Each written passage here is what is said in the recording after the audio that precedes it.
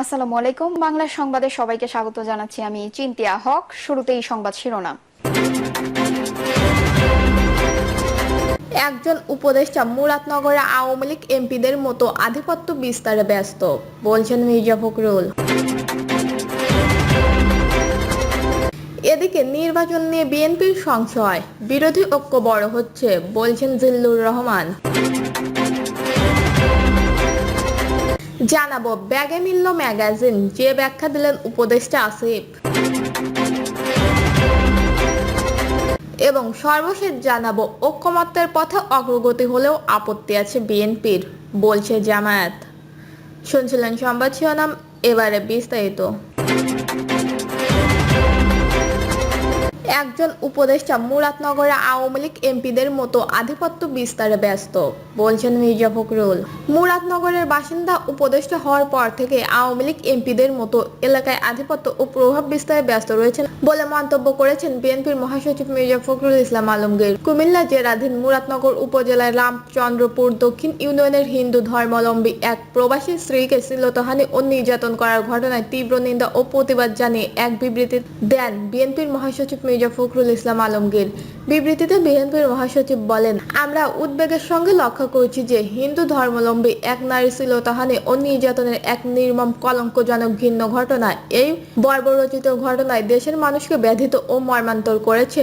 অথচ একটি কুচক্রী মহল এই নস্করজনক ঘটনাকে রাজনৈতিকভাবে বিভিন্ন খাতে প্রভাবিত করার এক গভীর চক্রান্তে লিপ্ত হয়েছে। ফ্যাসিস্টবাদী আমলের মতো নিজেরা সংখ্যালঘুদের ঘরবাড়ি দখল ও নির্যাতন করে অন্যের ঘাড়ে দোষ চাপানোর ধারাবাহিকতা এখনো চলছে। তিনি বলেন, এই এলাকার একজন উপদেষ্টা নিজের স্বার্থসিদ্ধির জন্য মুরাদনগরের ক্রমাগত ক্ষমতার অপব্যবহার করে যাচ্ছেন।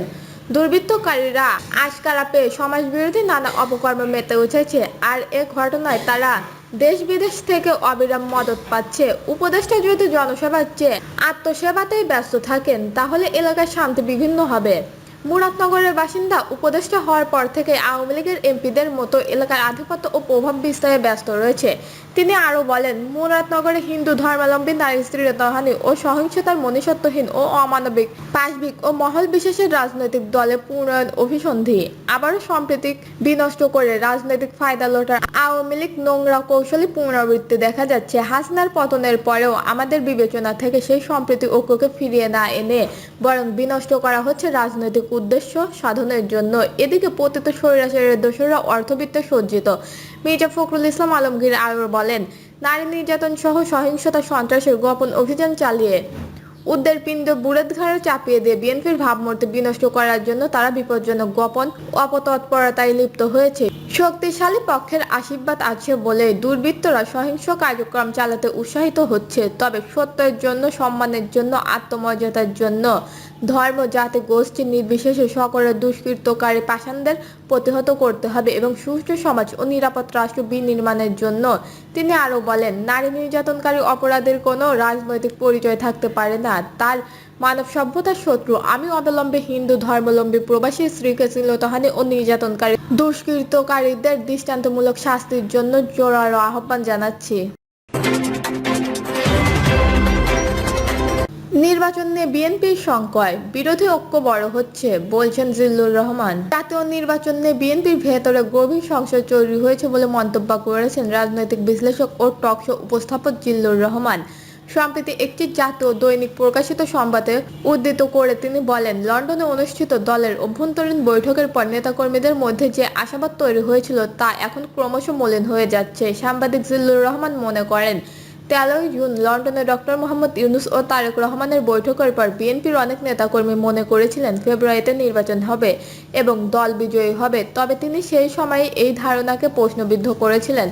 তার মতে দলের মধ্যে বা বাইরে থেকে বাস্তবতার সঙ্গে সংঘটিত চিত্র তৈরি করা হয়েছে। জিল্লুর রহমান বলেন, এই মুহূর্তে বিএনপির রাজনৈতিক অবস্থা যথেষ্ট জটিল এবং বিভ্রান্তিকর। তিনি উল্লেখ করেন, স্থানীয় সরকার নির্বাচন এবং অনুপাতিক ভিত্তিক প্রতিনিধিত্বের যে দাবি উঠেছে তা মূলত জাতীয় নির্বাচনের বিলম্বিত করার কৌশল হতে পারে। এই বিশ্লেষকের মতে বিএনপির নেতাকর্মীদের একটা বড় অংশ এখনো যে অবস্থায় আছে তাতেই সন্তুষ্ট। ক্ষমতায় যাওয়ার রাজনীতি করা, দেশের মানুষের সেবা করা, দলটাকে আরো শক্তিশালী করতে চাওয়া তাদের ব্যক্তিগত লাভ, ব্যবসা বাণিজ্যের দিকে বেশি মনোযোগী। জিল্লুর রহমান আরো বলেন, বিএনপির যারা এক সময়কার রাজনৈতিক মিত্র ছিল তারাও এখন দূরত্ব তৈরি করছে।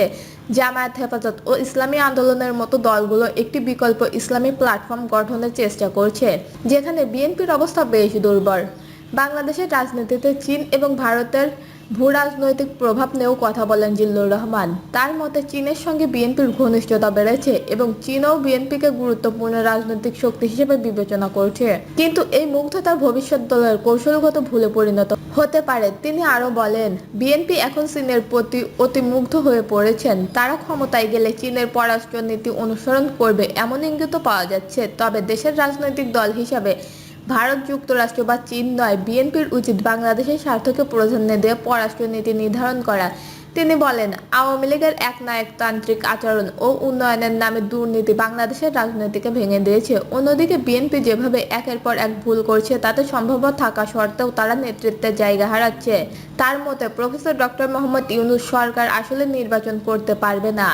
নির্বাচনের তারিখ তারা ঘোষণা করতে পারবেন না, কালক্ষেপণ করবেন, নানা নাটক করবেন, সংস্কার কিছুই হবে না, বিচারও করতে পারবেন না।